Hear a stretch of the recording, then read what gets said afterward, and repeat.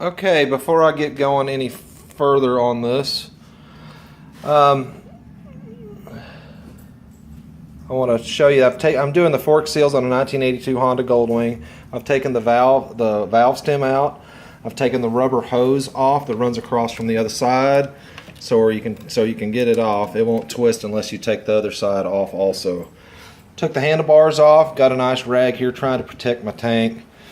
Got a bolt right here that I took out that's pinching the fork tube. Got a bolt here that is holding on your counterweight on the front of the bike, and then these two bolts down here that are on a clamp also on the fork tube. Before I go any farther though, I need to go ahead and start taking off the front tire. And like I say, I've got it up on a jack stand, just teetering on the center stand on the bike. That's how I've got it. So what I've got to do is take off these two bolts here on the bottom on each side. I think they're a 14 millimeter if I remember correctly. And you just got to loosen this a little bit.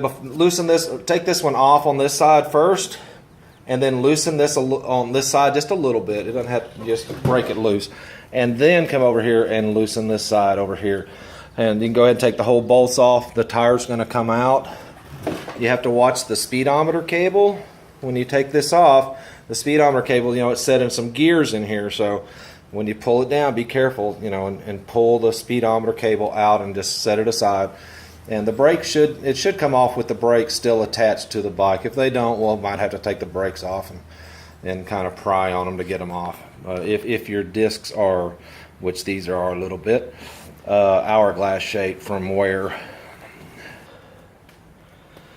Okay, got the tire off. I did have to unbolt the brake calipers from the fork tubes. Gonna have to do that anyway to get them all there. Those are so hourglassed. But anyway, now I just got to get up in here. I think this is a 10 millimeter.